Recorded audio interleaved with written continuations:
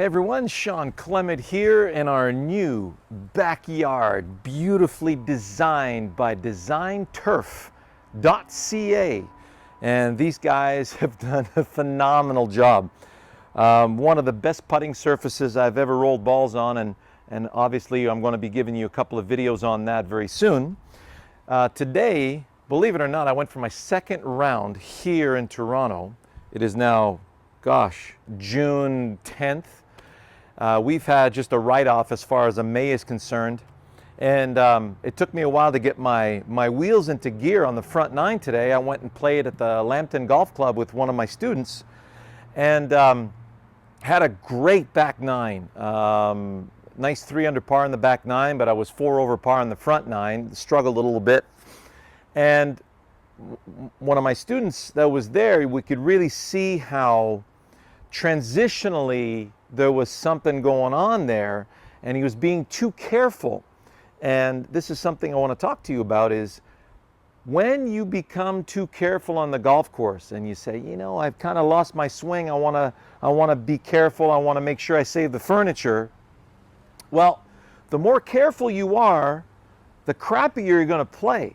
Because we talked about how, let's say, a surgeon or an architect is going to be very still, very steady when they're performing their tasks, because they're getting ready to perform very intricate manipulations with their digits. Whereas a lumberjack getting ready to heave an axe, he's got to get out of the way to allow the weight of the axe to perform the task.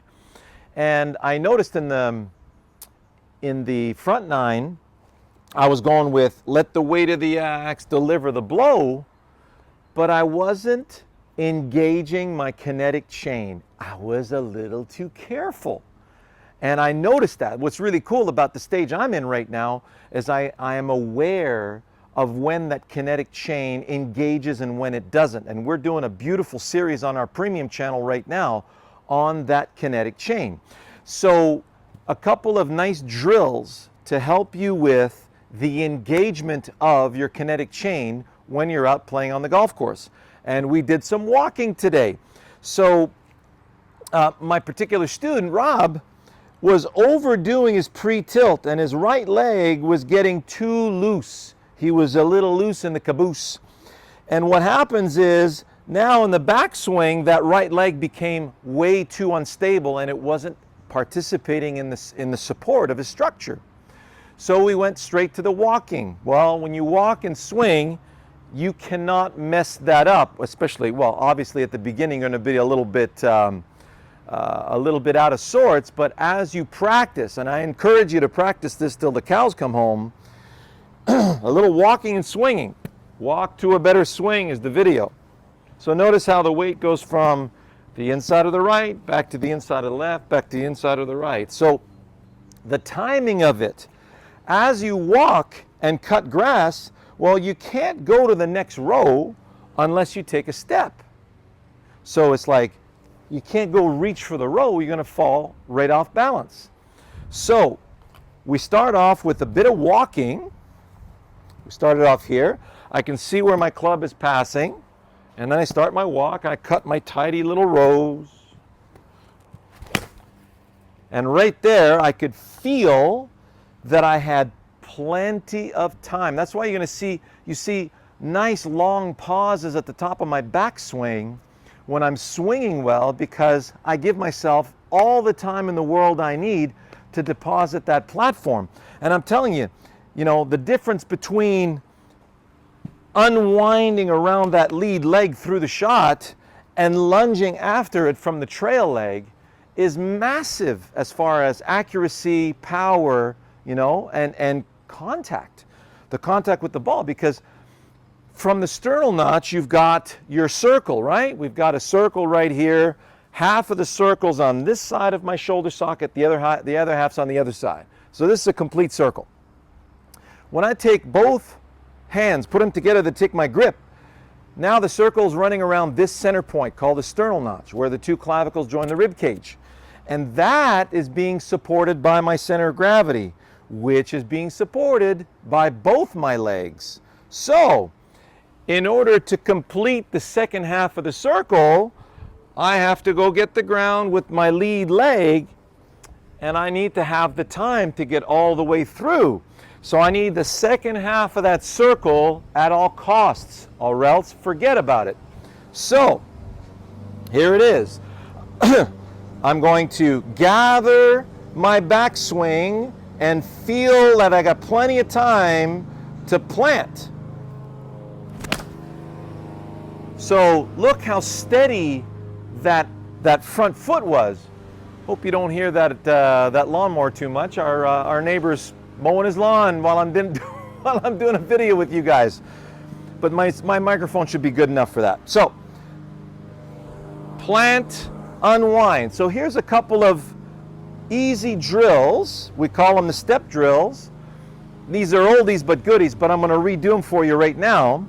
So you've got the forward step drill, where I'm going to take my setup for a practice swing. I'm going to go forward first, then back, then step through. And you notice how I had plenty of time. So there's no way I can get to that ball without taking a step. So my brain sees where the club is passing, and I got all the time in the world to get through that step. So for some of you, you're going to notice that this forward step is going to be much easier. And for those of you who don't, and who are really good with that feet together drill, so we're going to do feet together and step into it, very much like when you're playing baseball. So I'm going to take my normal setup, bring it over here. So you notice when I'm feet together, the distance between me and the ball is different. Feet apart, feet together. That changes my center of gravity. So now in order to get the ball to go that way, I have to take a step. So if I lunge into it, forget about it. So from here, I can't go hit step. That's going to be very, very problematic. So I'm going to my net, going to go right to the center of the net. I got a knot there that I'm going to release it to. So I start right here, let it swing, and let it release. So one of those two step drills you're going to find very easy to perform, or both, or you're going to perform your walking drill. Now what we discovered is, if you look at, there's one player in particular I want you to keep an eye on, and that's Henrik Stenson. And this is something we haven't really talked about at Wisdom in Golf before, but I've noticed that a couple of my students are struggling in this department, where they're overdoing that brace against that lead side, and that trail leg becomes too loose. So you look at Henrik Stenson, he starts off here. That was Lee Trevino as well. So he's starting off on his right leg. So from there, if we're performing the walk, watch what happens. Step. Notice I'm on my right side. The right side has the ground, and now it can use the ground to get my body out of the way and get me ready for the left side. So notice I'm not getting ready to shift off the ball or to sway off the ball.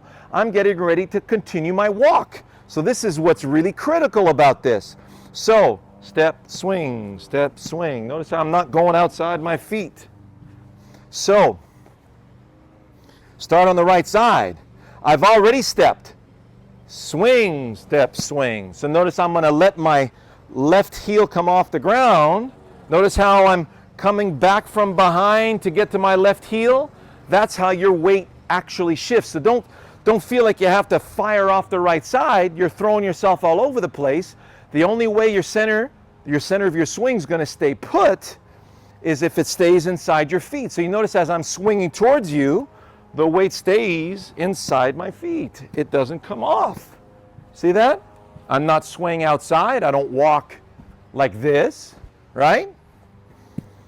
My center of gravity stays inside my feet as I walk. Same thing here. Inside right, inside left. Inside right, inside left. Inside right, inside left. And I got this beautiful cadence going on right now. So I'm going to load the right side. And I'm going to walk through it. And that feels absolutely spot on.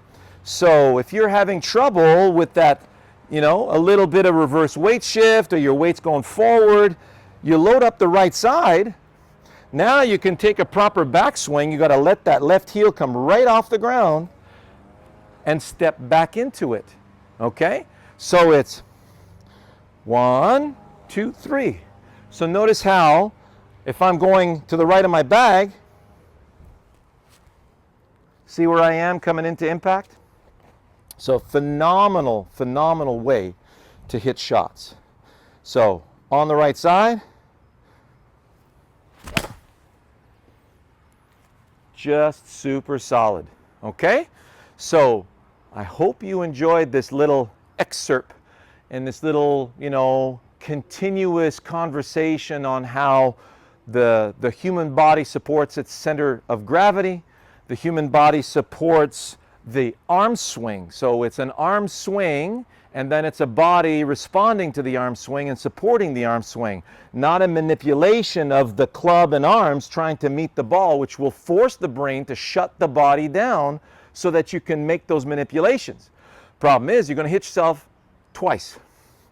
Crash, crash. You don't want to hit yourself. No good. That's when you feel really sore at the end of the day. I feel great. I just played a great round of golf and I can't wait to go back. All the best, you guys.